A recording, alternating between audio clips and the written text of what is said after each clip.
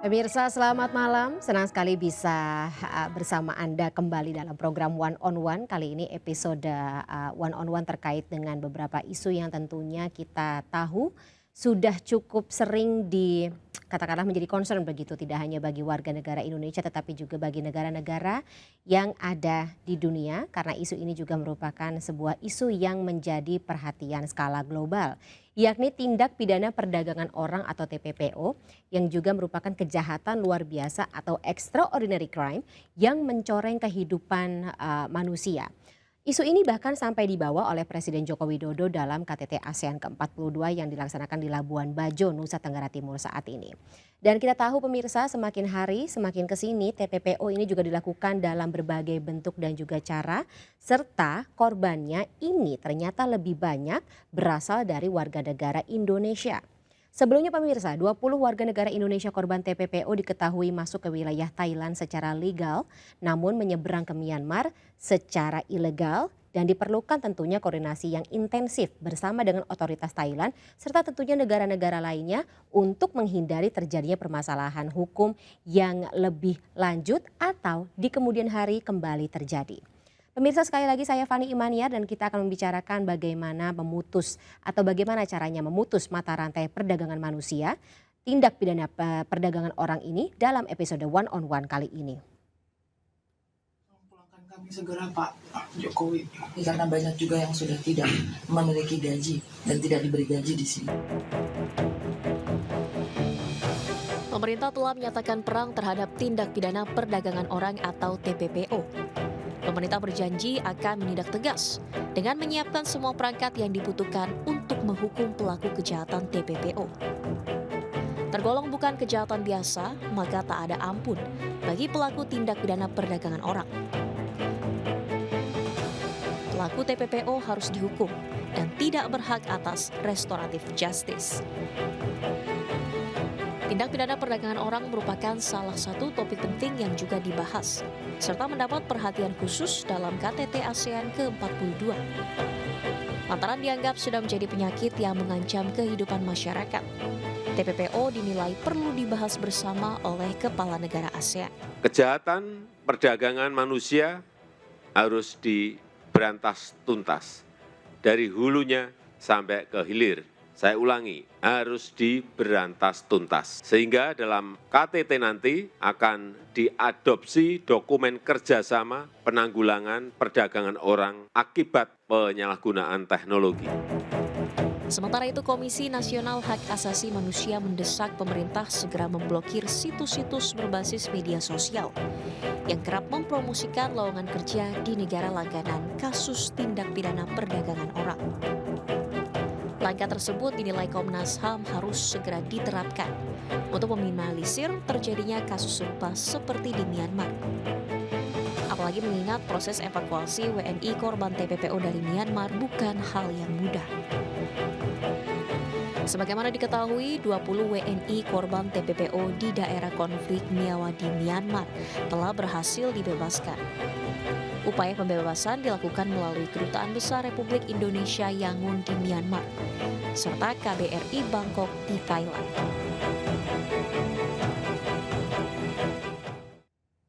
Ya pemirsa, kita tahu sebelumnya ini proses evakuasi para warga negara Indonesia, teman-teman kita yang menjadi korban TPPO di Myanmar juga bukan merupakan hal yang mudah.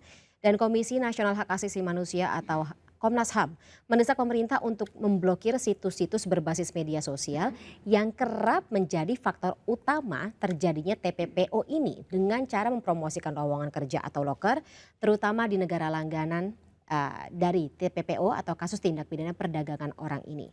Kita bahas terkait dengan urgensi bagaimana kita harus bisa memutus mata rantai tindak pidana perdagangan orang atau manusia ini bersama dengan Ibu Anis Hidayah selaku Komisioner Komnas HAM malam hari ini. Selamat malam Bu Anis. Selamat malam. Terima kasih sekali telah meluangkan waktu bersama kami di dalam One on One kali ini, karena memang kita lihat urgensinya betapa ya katakanlah bisa dibilang begitu ya, pemerintah Indonesia saat ini cukup serius tampaknya dengan menyuarakan concern mereka terhadap TPPO ini sampai dibawa ke KTT ASEAN ke-42. Tapi Bu Anis, yang menjadi pertanyaan adalah kasus ini atau tindak pidana ini bisa dikategorikan sebagai extraordinary crime sudah berlangsung begitu lama seperti itu. ketika disuarakan ya katakanlah disuarakan secara vokal begitu baru kali ini dalam KTT ASEAN atau forum skala internasional. Menurut Anda apakah pemerintah cukup serius atau selama ini sudah seserius itukah gitu untuk memberantas TPPO? Ya, pertama soal komitmen pemerintah Indonesia yang mengangkat isu TPPO di KTT ASEAN. Ini baru pertama memang. Di forum ASEAN mendiskusikan masalah-masalah hak asasi manusia secara lebih konkret ya. Salah satunya adalah isu tentang perdagangan manusia atau TPPO. Tentu kita mengapresiasi. Tetapi bahwa sesungguhnya ASEAN ini sejak tahun 2015 sudah punya konvensi ASEAN untuk menentang perdagangan orang. Sebenarnya ya. Jadi sudah sekitar 8 tahun kawasan ini punya kesepakatan bersama antar kepala negara, para pemerintahnya untuk memberantas TPPO. Memang ini belum efektif dijalankan oleh semua negara, baik itu negara pengirim maupun negara penerima. Makanya dalam KTT ini ditegaskan kembali gitu ya oleh pemerintah Indonesia sebagai ketua ASEAN tahun ini agar ini disepakati sebagai komitmen bersama lagi. Kenapa? Tidak efektif ya? Banyak sekali faktornya. TPPO itu terjadi kan karena multifaktor, tidak hanya sekedar orang cari pekerjaan, tapi pertama karena faktor kemiskinan, terutama kasus TPPO scamming di Asia Tenggara ini kan meningkat drastis ketika pandemi, karena sebelumnya itu kan dalam modus yang berbeda dan beragam gitu ya, dan ini yang terbaru karena sindikat ini tidak bisa menjangkau langsung para korban karena pandemi ya. Ada restriksi tentang mobilitas orang antar negara, sehingga kemudian teknologi dimanfaatkan untuk menjangkau para korban. Salah satu yang cukup masif adalah Facebook gitu ya, digunakan untuk merekrut gitu. Itu yang pertama. Yang kedua adalah soal bagaimana perempuan terutama yang selama ini distereotip gitu ya sebagai pihak yang lemah, diobjektifikasi sebagai pihak yang mudah diperdaya dan lain sebagainya gitu ya. Meskipun makin ke sini korban TPPO ini banyak juga yang laki-laki terutama yang scamming gitu ya, tetapi tetap ada yang perempuan gitu. Yang ketiga tadi soal lowongan pekerjaan, karena itu yang kerja. Betul, paling banyak adalah modusnya adalah lowongan pekerjaan gitu ya. Jadi kalau scamming yang ramai sekarang di ASEAN itu orang hanya chatting di Facebook gitu ya, bahwa ini ada lowongan misalnya CS gitu ya sebagai customer service satu perusahaan, kemudian prosesnya juga sangat instan lewat messenger, kemudian lanjut WhatsApp, proses tanpa visa kerja, tanpa dokumen kontrak kerja dan lain sebagainya itu langsung berangkat gitu. Begitu sampai sana ternyata scamming gitu. Ini yang terjadi juga begitu ya dalam kasus 20 WNI yang disekap di Myanmar ya. Betul, Mbak Anis. betul. Ini multi negara loh, katakanlah lintas negara, tidak hanya kalau misalnya teman-teman dari WNI ini berangkat ke Thailand saja, ternyata bisa ke Myanmar. Tapi memang dari dulu seperti itu ya prosesnya, atau katakanlah TPPO ini gitu melibatkan orang-orang atau sindikat yang berasal dari berbagai macam manusia di negara manapun, dan itukah juga yang menjadi sebuah tantangan kesulitan sendiri untuk mendeteksi atau mencari tahu siapa yang berada di balik sindikat-sindikat ini. Betul. Tadi Mbak Imaniar kan sudah menyampaikan ini extraordinary crime. Yes. Gimana sih extraordinary-nya gitu ya? Karena apa yang paling khas dari TPPO ini adalah pelakunya ini sindikat terorganisir. Tidak hanya melibatkan sindikat di dalam negeri di tingkat nasional, tetapi juga di regional dan internasional gitu ya. Yang itu melibatkan banyak negara, juga ada keterlibatan oknum-oknum aparat pemerintah gitu ya. Karena tentu saja untuk ke luar negeri membutuhkan dokumen ya, seperti paspor dan lain sebagainya gitu ya, sehingga butuh ada keterlibatan aparat gitu ya, sehingga ini yang kemudian kenapa sulit dideteksi siapa sih sebenarnya aktor utamanya. Makanya beberapa waktu yang lalu sebelum saya di Komnas HAM, ketika menangani kasus-kasus TPPO, ini kami juga mengkoordinasikannya dengan PPATK untuk melihat transaksi keuangannya, aliran dananya, siapa sebenarnya di balik ini, siapa yang membiayai gitu ya, siapa yang paling banyak dapat keuntungan. Karena untuk satu orang dikirim ke Myanmar misalnya, itu kalau tidak salah pasarannya 150 juta ke atas, satu orang gitu. Nah itu dibagi dari calo di tingkat desa, kemudian calo di atasnya gitu ya, nasional, regional dan lain sebagainya. Oke, jadi sudah bisa terdeteksi atau katakanlah ya saya harus tembak sih, ada orang dalam yang ada di Indonesia berarti kan? Ada. Sudah ditangkap? Sejauh ini yang sudah ditangkap dan dijadikan tersangka adalah calo-calo yang merekrut para pekerja migran yang kemudian dijadikan korban TPPO. Tapi dari calo tersebut bisa terdetek juga dong atau ditelusuri begitu kepalanya siapa, dalangnya Logikanya siapa. begitu. Tapi belum bisa. Belum. Nah, Why? Indonesia ini kan sudah punya undang-undang TPPO ini 15 tahun dari Iya. tahun 2007. Nah, Tetapi sampai hari ini belum ada satupun ya oknum aparat pemerintah gitu ya yang dijerat dengan undang-undang TPPO. Padahal di dalam undang-undang TPPO sendiri itu disadari bahwa ada pidana yang kemudian dalam salah satu pasal itu diatur plus sepertiga hukumannya gitu ya, dan copot jabatan jika ada keterlibatan aparat gitu ya, terbukti melakukan perdagangan manusia gitu. Iya. Karena memang dalam operasi lintas batas negara transorganized crime ini melibatkan oknum-oknum aparat negara gitu ya, makanya itu diatur dalam undang-undang. Tapi sejauh ini belum ada satupun yang diproses secara hukum gitu. Dulu kami punya pengalaman gitu ya, ada keterlibatan gitu, tetapi sampai proses hukum, tetapi ujungnya juga bebas gitu. kenapa sesulit itu Mbak Anis? Ya, lagi-lagi bicara dari pengalaman Anda dulu kan pernah di Migrant Care, kemudian ke Komnas HAM sampai dengan saat ini 15 tahun kita punya aturannya. Tapi kenapa begitu sulit? Jadi ada dugaan bahwa TPPO sebagai transorganized crime ini sindikatnya tidak berdiri sendiri gitu ya, tetapi ada ada backup gitu, baik itu secara politik, kekuasaan gitu ya, dan juga mungkin aparat gitu ya, sehingga kemudian ketika satu kasus misalnya terbongkar, taruhlah kasus scamming ini dari tahun 2020 misalnya, Indonesia ini sudah berhasil memulangkan sekitar 1.200 orang loh. Oke. Pekerja migran yang jadi korban TPPO scamming gitu. 1.200. Dan itu jelas loh ya, siapa yang merekrut gitu ya, lalu rekruternya itu kemudian tersambung ke siapa gitu, jaringannya sampai Myanmar, sampai Thailand, sampai Kamboja, Laos, karena korban ini nggak hanya di negara-negara Indonesia saja. Indonesia dan Myanmar saja, tapi ada Thailand, Filipina dan lain sebagainya gitu. Jadi sebenarnya ini yang menjadi tantangan dan PR kita bersama untuk mendorong aparat penegak hukum bekerja lebih extraordinary.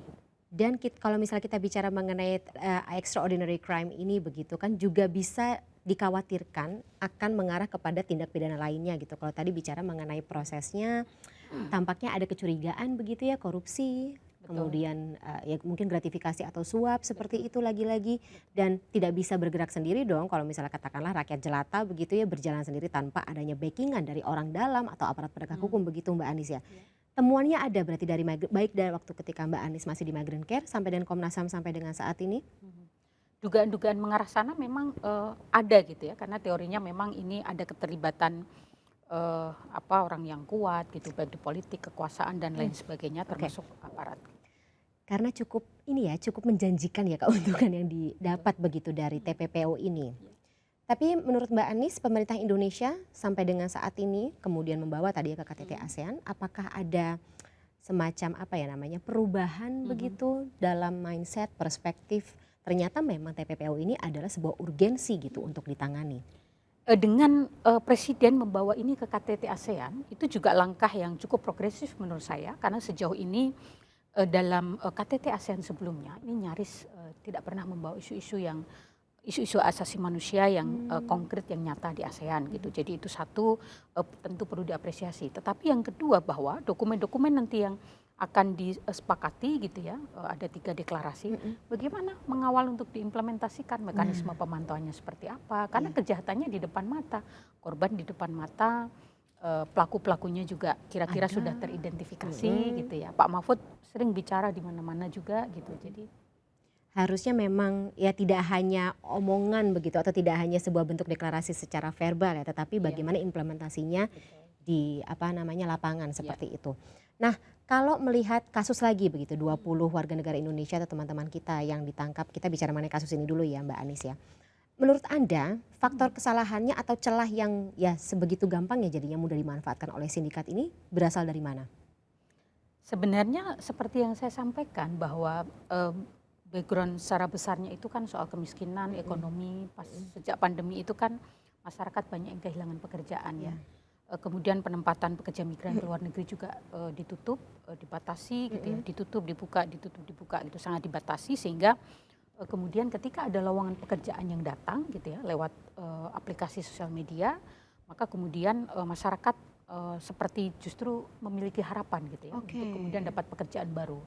Nah, karena edukasi, sosialisasi terkait hal ini juga mungkin terkendala pada saat pandemi gitu ya. Sumber daya kita itu kan terfokus pada soal kesehatan masyarakat gitu, sehingga lupa kemudian mengantisipasi bagaimana sindikat ini memanfaatkan situasi pandemi untuk mencari korban dengan teknologi gitu. Dan cara yang lain begitu Dan ya? itu datang langsung lewat, mereka baca langsung lewat smart mobile mereka gitu ya, sehingga ini kan nggak sempat terverifikasi segala macam.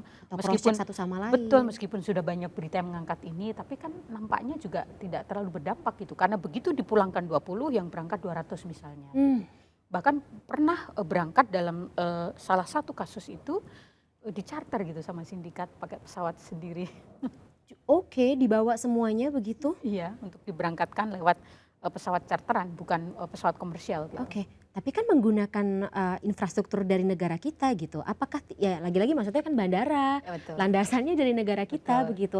Dan aparat atau ya pihak yang harusnya berwenang untuk menjaga tempat-tempat seperti itu bukannya harusnya tahu begitu, oh ini ada pesawat yang terbang, Iya. punya siapa, seperti itu. Ya makanya tadi saya sampaikan bahwa ini tidak berdiri sendiri gitu ya. Sindikat ini memang bisnis perdagangan orang yang menguntungkan, tetapi ada pihak yang membackup karena ini keuntungannya sangat besar ya. Jadi kan teridentifikasi. Belum lagi kalau kita bicara di negara konflik ya. Hari ini misalnya Komnas HAM juga menerima pengaduan pekerja migran yang menjadi korban TPPO di negara konflik gitu. Nah itu nilainya juga lebih besar lagi gitu, sampai 400 juta satu orang yang diperdagangkan ke negara konflik. Oke, menurut Mbak Anis, apakah perlu juga semacam kayak aturan sendiri begitu yang diberlakukan untuk negara masing-masing? Sanksi ini harus memang lebih tegas, lebih berat begitu untuk para pelaku, orang-orang yang diduga atau ya sudah terbukti begitu terlibat begini. Ya lagi-lagi kita harus butuh apa ya namanya ketegasan dari para penegak atau aparat begitu ya. Mungkin PPATK, dari PPATK ke KPK juga bisa, kemudian dari Kejaksaan Agung dan juga aparat penegak hukum gitu. Perlu adanya penegasan bahwa Presiden Jokowi tentunya tidak tanggung-tanggung akan menindak siapapun yang terlibat. Iya, ini kan momentum yang sangat baik. Presiden sudah menyatakan komitmennya gitu ya.